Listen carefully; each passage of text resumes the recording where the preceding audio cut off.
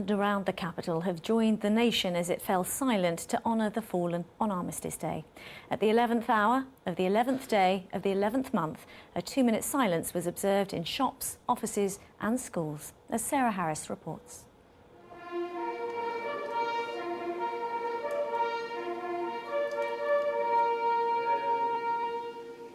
Children at Preston Park Primary School in Wembley gathered in their assembly hall with former pupils who'd been at the school during World War II.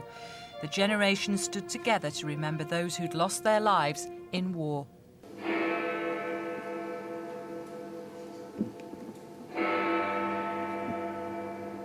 Tower Bridge was opened as a mark of respect for the first time. Inside St Paul's, 5,000 poppies were arranged to remember the young who'd sacrificed their lives.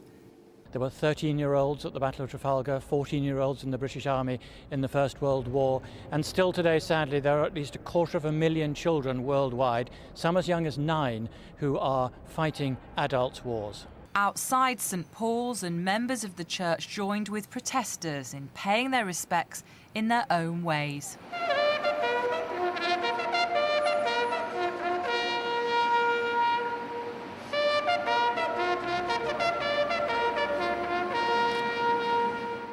In Reading, one family's grief a reminder that servicemen and women continue to make the ultimate sacrifice.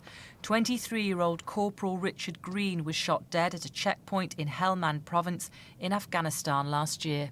My thoughts today are that we're remembering, obviously, all the war dead throughout history, and it's important that our sons who died in Afghanistan, they're in a long line of soldiers going back through history, and so we're not just thinking of them, we're thinking of all of them.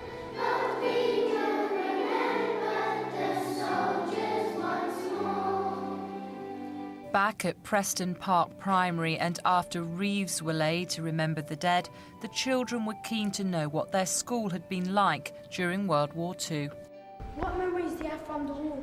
We only had lady teachers. All the men were away fighting in the war. This was a new building, but very, very dusty because it hadn't been finished. Concrete floors, you know. So we had to bring a cushion. Each one of us brought a cushion and sat on this cushion during the day. And the stories of sacrifice the children heard meant there was total silence by the whole school as they joined people across London to remember. Sarah Harris, BBC London News. Still to come before the end of the programme.